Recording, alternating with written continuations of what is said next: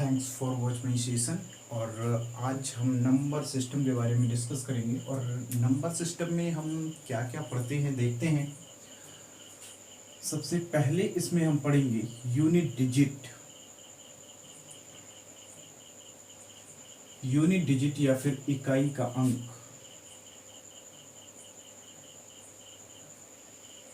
इकाई का अंक। सेकेंड इसमें हम पढ़ेंगे रिमाइंडर थ्योरम। रिमाइंडर थ्योरम या फिर इसको कहेंगे शेषफल प्रमेय।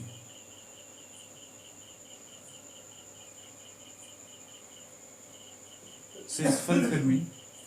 और नंबर 3 पर हम पढ़ेंगे number of zeros. Number of zeros या फिर शून्यों की संख्या। शून्यों की संख्या। फोर्थ हम इसमें पढ़ेंगे number of factor.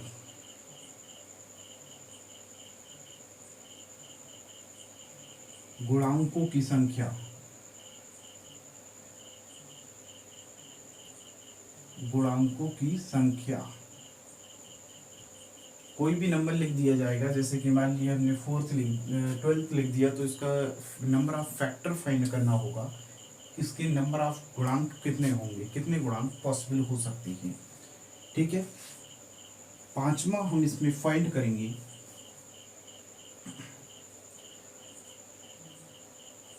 Unit digit, remainder theorem, number of zeros and number of factors. And last इसमें हम इसमें फाइंड कर सकते हैं सिंप्लीफिकेशन के भी सवाल इसी में करेंगे। सिंप्लीफिकेशन। सिंप्लीफिकेशन या फिर सरलीकरण। सरलीकरण। 6 इसमें हम सवाल करेंगे एलसीएम एचसीएफ की। LCM and HCF. And 7th इसमें हम क्या करेंगे, 7th इसमें हम सवाल पढ़ेंगे power. Power comma surds and indices. Indices. ठीक है। घात, घातांक तथा करड़ी। घात कामा घातांक तथा करड़ी। ठीक है। इतनी चीजों को हम इसमें डिस्कस करेंगे। नंबर 1 है यूनिट डिजिट, इकाई का अंक ज्ञात करना होगा। नंबर 2 है रिमाइंडर थ्योरम या फिर शेषफल प्रमेय। नंबर 3 है नंबर ऑफ जीरो, शून्यों की संख्या। नंबर ऑफ फैक्टर, गुणांकों की संख्या। सिंप्लीफिकेशन, सरलीकरण ज्ञात करेंगे। और इसमें एलसीएम एचसीएफ मतलब लासा और मासा। लासा और मासा फाइंड करेंगे। ठीक है। तो सबसे पहले आज हम स्टार्ट करते हैं यूनिट डिजिट कैसे निकालते हैं। जैसे मैं आपको बता दूं यूनिट डिजिट कैसे फाइंड करेंगे। जैसे कि कोई नंबर मैंने यहाँ पे लिख दिया 12 इंटू 13, तो यहाँ पे हमें इसमें यूनिट डिजिट फाइंड करना होगा इंटू 15। यहाँ पर यूनिट डिजिट क्या होगा, 12, 13 और 15 की मल्टीप्लाई करेंगे तो यूनिट डिजिट यहाँ पे क्या आएगा,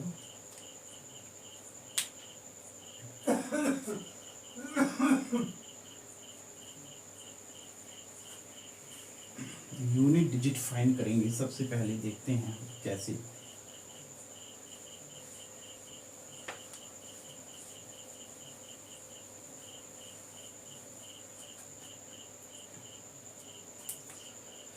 मैंने यहाँ पे मान लिया कोई संख्या लिख दी, जैसे कि मैंने यहाँ पे लिख दिया 205।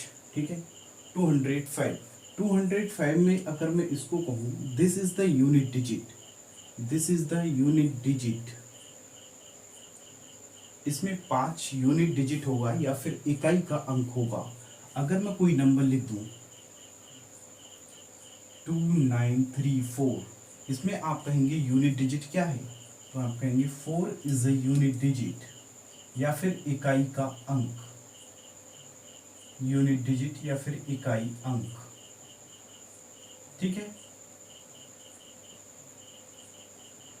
अगर मैं आपसे कहूँ यहाँ पर मैंने लिख दिया 12 इंटू 3 इंटू 4, तो आप कहेंगे यूनिट डिजिट क्या आएगा, 4 तियाँ 12, और यहाँ से 12 पहले ही है, और 4 तियाँ 12, 12 12 144। तो यहाँ पर यूनिट डिजिट इस संख्या के लिए कितना आएगा, 4 इज अ यूनिट डिजिट। 4 क्या होगा, यूनिट डिजिट होगा।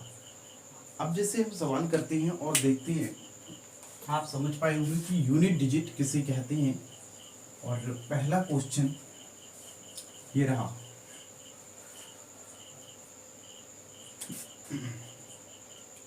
दो केस हैं इसमें हमारे पास, एक होगा स्पेशल केस, एक होगा नॉर्मल केस। हमारे पास कितनी संख्याएं होती हैं, एक 0, एक होता है 1, और एक होगा 6, एंड एक क्या होगा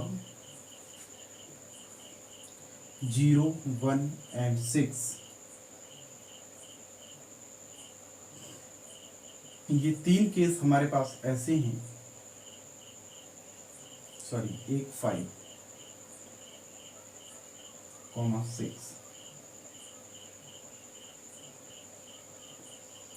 इसमें क्या होगा, यूनिट डिजिट जो होगा no change, unit digit no change, unit digit is no change. मेरे कहने का मतलब है, अगर किसी संख्या में लास्ट में यूनिट डिजिट 1 0 है या 1 है या 5 है या 6 है, तब उसका यूनिट डिजिट नो चेंज होगा, जो होगा वही होगा। जैसे कि मैं एक संख्या लिखूं, इसको हम नाम देते हैं स्पेशल केस, इसको हम नाम देते हैं special case, this is a special case. जैसे कि एग्जाम्पल की इसमें अगर हम बात करें, तो यहाँ पर मैंने लिखा 2 0, इसकी पावर अगर यहाँ पर कितनी भी दे दें, जैसे मैंने 5 दे दिया पावर, तो 120 या फिर 120 को 5 टाइम्स मल्टीपल टाइम्स लिखेंगे। जैसे कि 120 into 120 into 120 into 120 into 120, then कितना आएगा, लास्ट में आएगा कितना, यूनिट डिजिट हमें पता लग गया कितना आएगा, 0 ही आएगा। तो यहाँ पर अगर मैं कह दूँ 1 2 1 हो, और यहाँ पर कितनी भी पावर हम लगा दी, तो अगर 0 1 5 या 6 में से कोई भी यूनिट डिजिट है, तो कितनी भी पावर लगा दी या फिर कितने से भी उसमें मल्टीप्लाई कर दी, तो यूनिट डिजिट नहीं बदलेगा, वही रहेगा। ठीक है, अगर हम नेक्स्ट नॉर्मल केस की अगर हम बात करें, तो नॉर्मल केस क्या होगा, नॉर्मल केस होगा जो यहाँ से संख्या बचेंगी, जैसे 2 3 4, 4 के बाद होगा 7 8 9। ओके, इतनी संख्या हमारे पास होंगी, 2 3 4 7 8 9। This is a normal case. इसमें क्या होगा, इसमें यूनिट डिजिट हमारे पास चेंज हो जाएगा, unit digit is change, unit digit is change.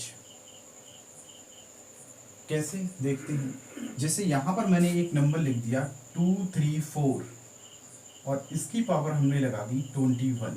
ठीक है, इसमें आपको यूनिट डिजिट निकालना होगा। कैसे निकालेंगे, सबसे पहली कंडीशन आप देखेंगे इसमें यूनिट डिजिट निकालने की, और यूनिक मेथड, सबसे पहले पावर होगी, जो पावर को 4 से डिवाइड करेंगे, फर्स्ट पावर को 4 से डिवाइड करेंगे, और जो भी रिमाइंडर आएगा उसको भी एग्जैक्ट पावर मानेंगे। इफ फर्स्ट कंडीशन इसमें क्या होगी, पावर को 4 से डिवाइड करेंगे, 4 से डिवाइड करेंगे। ठीक है,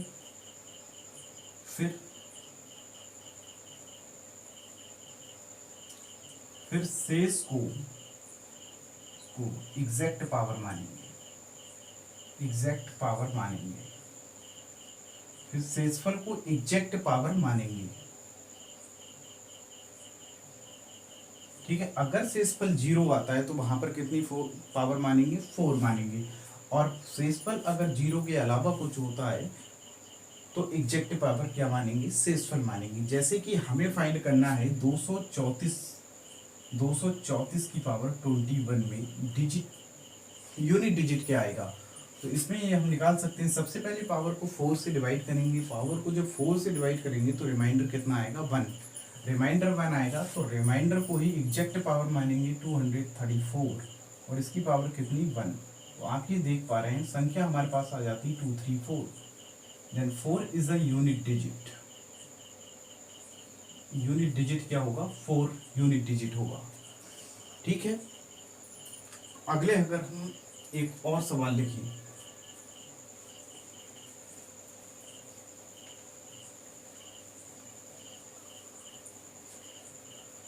एक और जैसे कि यहां पर हम सवाल लिखें,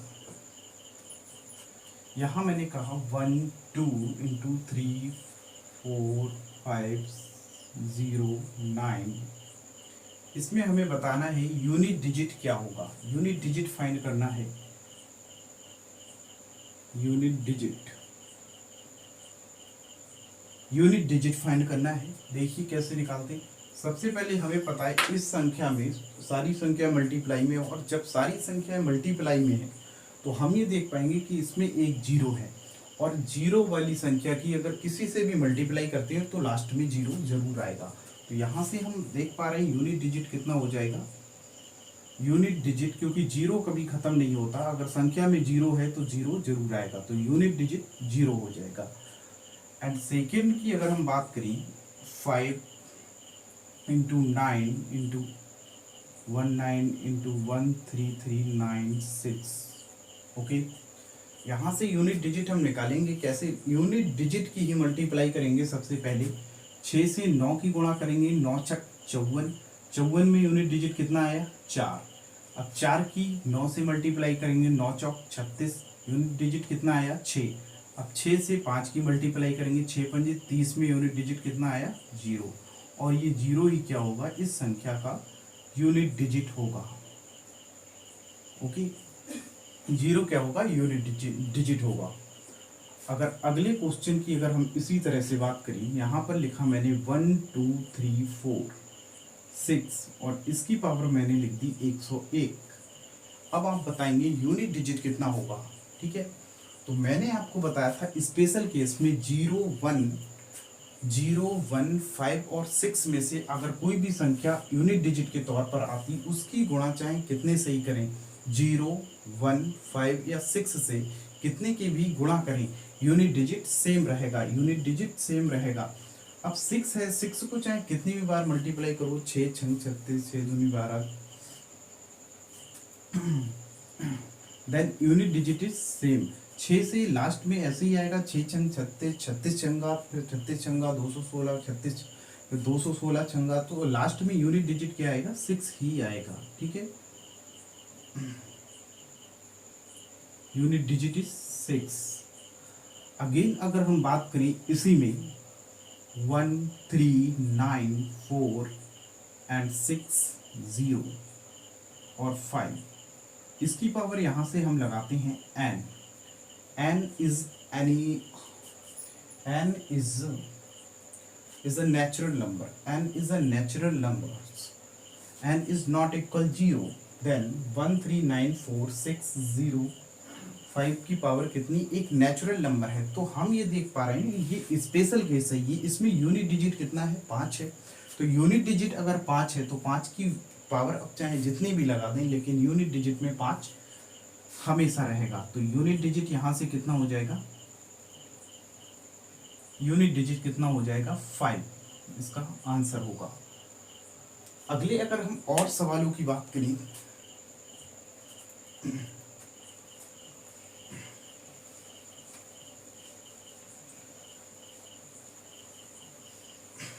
थोड़े से एग्जाम बेस्ड क्वेश्चन देखते हैं। जैसे कि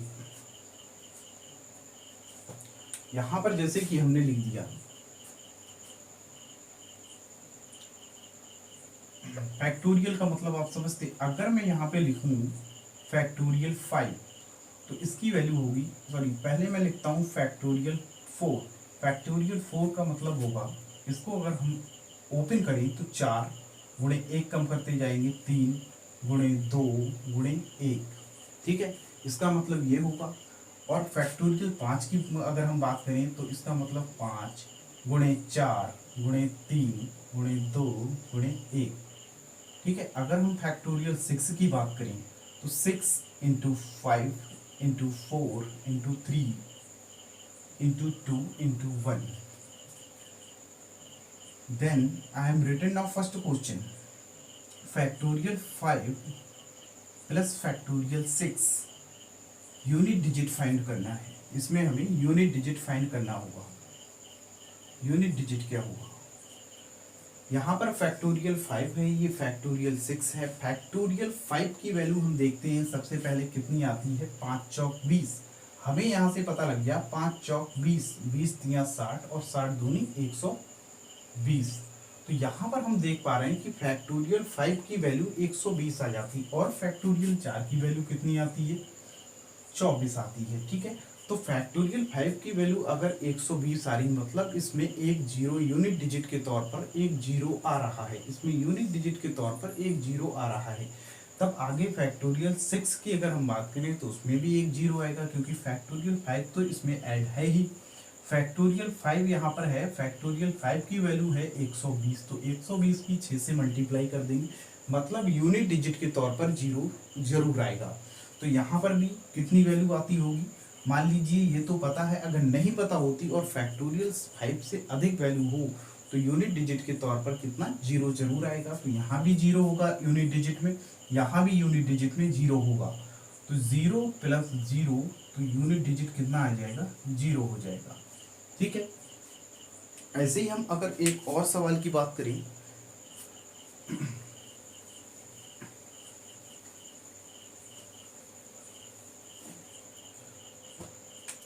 यहां पर जैसे कि मैं लिखूं फैक्टोरियल 9 की पावर 9 इंटू फैक्टोरियल 3 की पावर 2। यहाँ से हमें यूनिट डिजिट फाइंड करना है।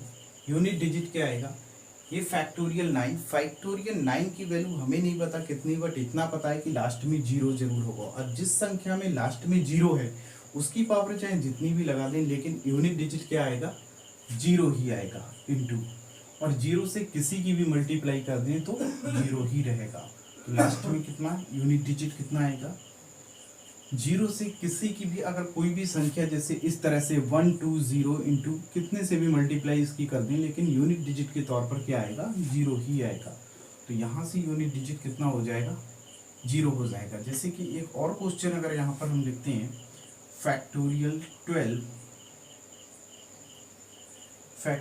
12 की पावर फैक्टोरियल 4 और इसकी पावर फैक्टोरियल 3 एंड इसकी पावर फैक्टोरियल 2, तो इसमें यूनिट डिजिट बताइए क्या आएगा। तो इसमें यूनिट डिजिट की अगर हम बात करें फैक्टोरियल 12 में हमें पता है कि लास्ट में यूनिट डिजिट जीरो आएगा। तो यूनिट डिजिट जिस संख्या में जीरो आ रहा है, मान लीजिए जैसे कि 1200 कोई संख्या है और 1200 में मान लीजिए एक दो जीरो आ रहे हैं, अब इससे कितनी बार इसको चाहे कितनी भी बार लिखें या फिर कितने से मल्टीप्लाई करें, लेकिन यूनिट डिजिट के तौर पर जीरो खत्म नहीं होगा। तो इसमें भी यूनिट डिजिट क्या आएगा, यूनिट डिजिट क्या आएगा, जीरो आएगा, ठीक है। तो यूनिट डिजिट के सवालों को आप समझ पाए होंगे और यूनिट डिजिट से रिलेटेड सवाल आप आसानी से कर पाएंगे।